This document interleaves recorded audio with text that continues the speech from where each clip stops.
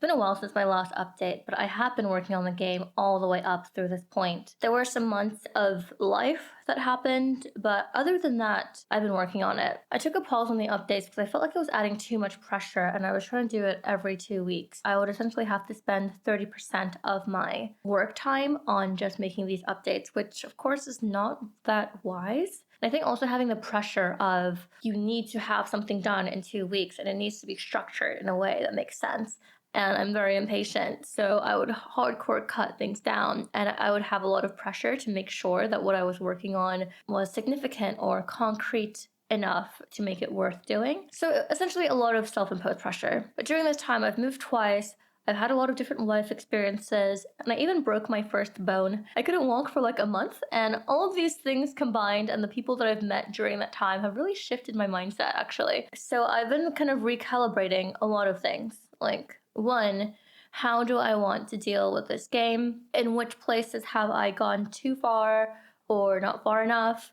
In which ways have I not been creative enough? Like, what should I rethink? And I've also learned a lot about my personal neurology, and that's unlocking a lot of insights. I have been fairly self-reflective throughout my life, so some things are not a complete shock, but it's very different when you know what the operating system is versus when you're just like doing a black box testing and guessing what could be working, what could not be working. So having a more concrete guide has been really informative. This is actually a fairly new insight. So in the past 2 months, I've kind of been rethinking all of life, and that has been taking away meaningfully, I think, from my development on the game. And of course, if you open the doors to the past with a new framework through which to look through everything at and reassess things from, it's going to take time for those thoughts and those self-meanings to like recoalesce and inform future behavior. So a lot of these things have meant that I'm reassessing my work style.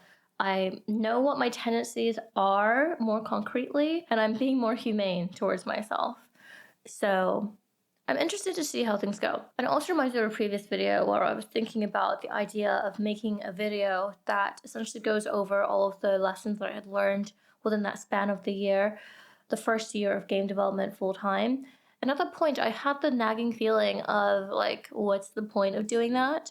Because I suspected that everyone is pretty different, and like sometimes you try to follow other people's way of doing things and then you realize that it's really incompatible or you spend a lot of time struggling.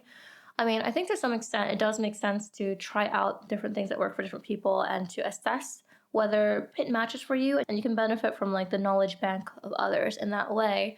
But sometimes it also leads one down a path where they're essentially stuck or trying to force something to work. So yeah, I still don't know whether I'll discuss the things that I've learned. I think it's also kind of uncommon to think and function the way that I do, but there's a slightly higher prevalence within tech, and people who are interested in game development may also function similarly. So who knows? With all that being said, let's jump into the game. I wonder how much of this I'll keep in. My past self would have been like, cut everything. That's irrelevant.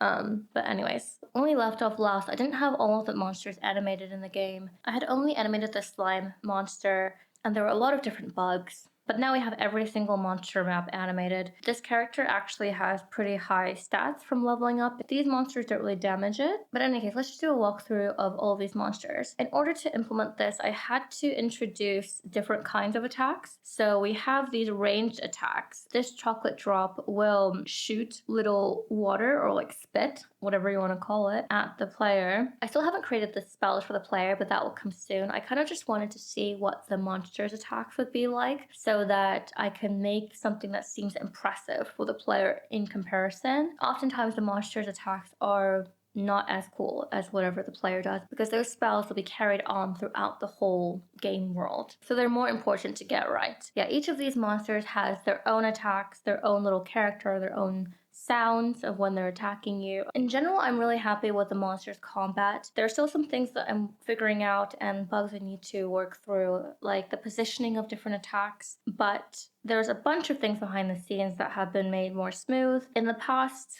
like 10 months, I've also created new maps. We have 2 new boss maps and like 1 intermediate map which has another fishing point. But I think what I'll do is I'll gradually make these update videos and go through everything that's been created rather than trying to have like a mega video right now, which is like super overwhelming.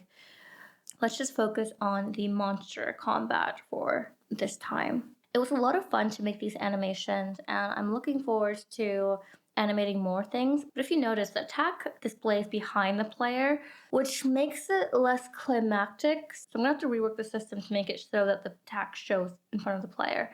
It's not that straightforward. Right now, what we're doing is we have a spawn monster using this multiplayer system, and we just have the attack show as an animation of that monster. So we have the monsters beneath the player. So the player will always show on top of the monster. Hence, need to add another node for attacks that shows on top of the player. Hopefully that made sense. Another thing I've been thinking about is writing tests for a lot of the game's functionality. Oftentimes in game development, you just test it with playtesters, or essentially you have to like run into the issue live in order to know that there's something to fix because there's just so many states. However, perhaps because I have been a site reliability engineer before, I do feel like it's in a very precarious state. And I would sleep a lot more comfortably knowing that there's functionality that I know always works, and I don't have to discover it when I'm finally playtesting the game or from someone else. I like this gingerbread map because it's the first example of a spell. You can imagine also, if I wanted to make this more realistic, I can also add an impact animation that varies based on what the skill is. Right now, I just have the character that flashes red. So finally, we're at the last regular monster.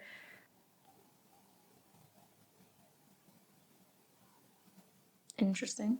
But yeah, you can see there's like different little bugs like that. And as I make major refactors, I want to just make sure that everything is working.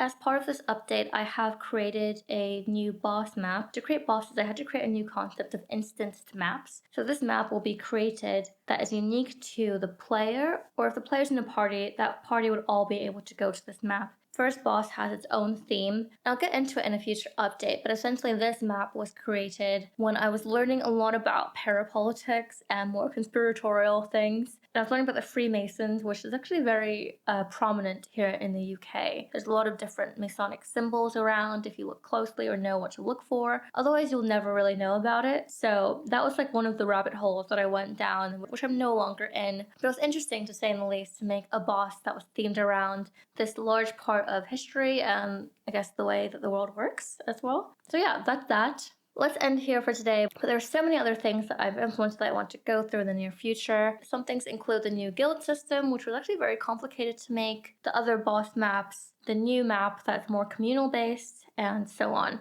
So I'm going to get rid of the every 2 week update thing because I think that is too stressful. I'm just going to make an update when I feel like it. Subscribe if you'd like to continue following these updates, and I will see you in the next one.